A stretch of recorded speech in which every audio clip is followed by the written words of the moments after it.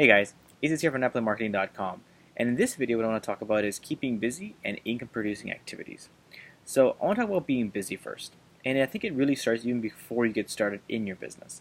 One of the first steps that I remember doing myself when I got started online was doing my research. Trying to find out what opportunities I really wanted to get involved with and could I really make money in them, right? And the truth be told, there are tons of great opportunities that exist online for you to be able to create income for yourself.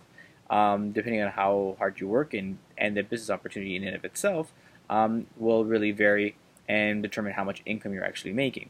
For example, myself, I found that the best opportunity for myself was actually in high-ticket affiliate marketing versus doing just simple affiliate marketing, like product affiliation, or even like network marketing. And that was for my own personal choices and based on the kind of work habits that I wanted to build and how I wanted to build my business.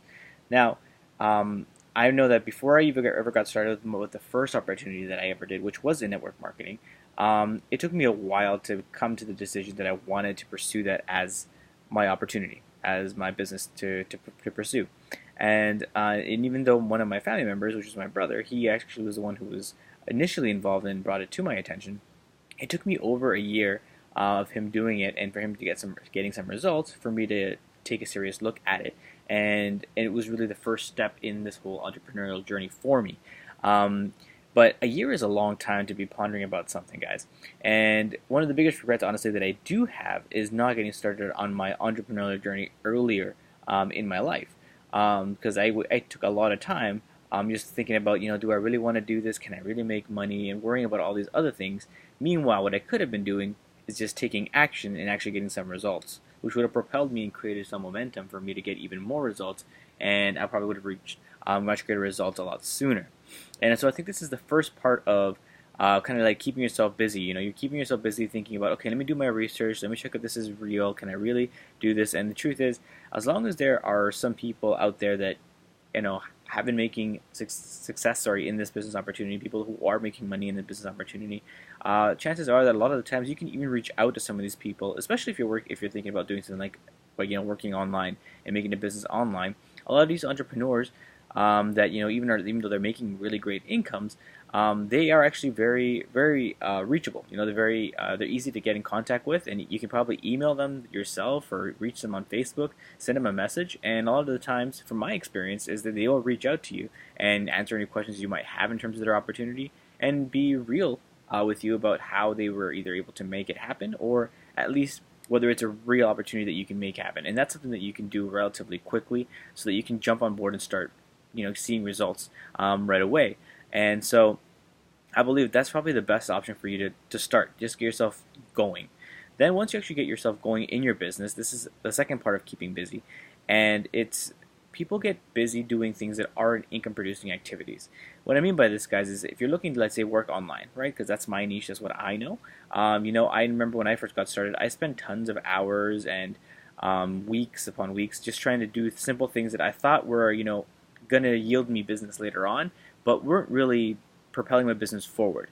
What I mean by this is things like designing my website, designing my blog, trying to make it look as nice as possible, fiddling with colors and fiddling with fonts and fiddling with this and fiddling with that, which in turn, sure, made my website look good, and I had this perception of, my website needed to look amazing so that, I can start attracting customers and people and getting people to want to work with me.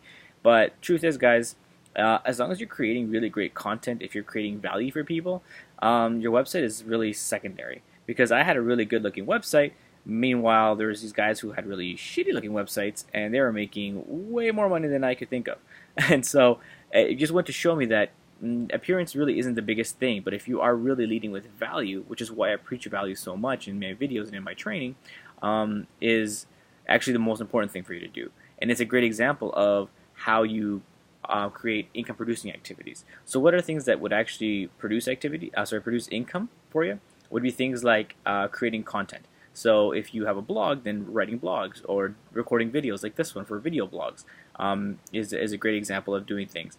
Maybe setting up a paid traffic source, setting up an ad campaign for maybe a specific product launch that you're trying to do, or setting up or creating capture pages and lead pages and campaigns for maybe the product or the business opportunity that you're involved with. Sending an email out to your email list that will promote your business, or at least you start building your relationship with your audience. You leading your audience, to your content that you've already been creating. Things like that. Those are income-producing activities, because at the end of the day, those are the things that we're actually going to lead your customers to want to buy from you. So if you're creating this content, then you're creating the relationship, you're creating the value for your potential customers. But if you just have a really nice looking website, even if a person just comes to your website for the first time, they'll be like, "Oh, it's a nice website," but they're not gonna sign up, because they don't know who you are. They don't know what you're about. They don't know if you can deliver on the things that you're talking about. And that's where the content really comes into play, where the emails and the follow-up that you've been producing come into play, where all that stuff kind of clicks in. And they're not going to be able to find you if you haven't created any campaigns, if you haven't really been generating any traffic. And so all those little things that I just mentioned are the income-producing activities you need to focus on for you to be able to actually have a business. Right? There's no point in spending hours and hours and hours designing a really pretty looking website if no one's going to see it. Right?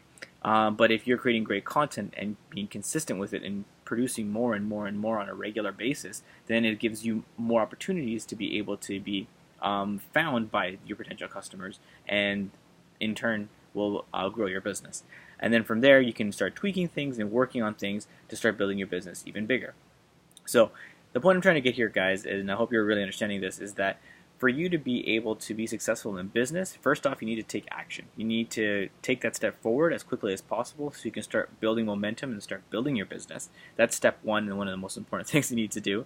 From there is, once you actually get yourself started, don't stall. Right? Keep that momentum going by creating content, by keeping yourself busy with income-producing activities, things that are going to actually propel your business forward, rather than stalling and doing other things that aren't really going to be keeping you busy, like checking your email or watching a training video or doing. There's time for that, right? There's time for those things, and there's a time and place for them. But training and doing all that other stuff should be 20% of what you're doing. 80% of your efforts should really be on doing things like this: creating content, emailing your list, creating ad campaigns, all that stuff. That's 80% of what you should be doing. 20% should be training or checking your email or doing the other things that aren't going to be directly related to you creating some income. So I hope that that video makes sense to you guys, and I hope that really works for you. And until next time, guys, let's just get out there and have some fun.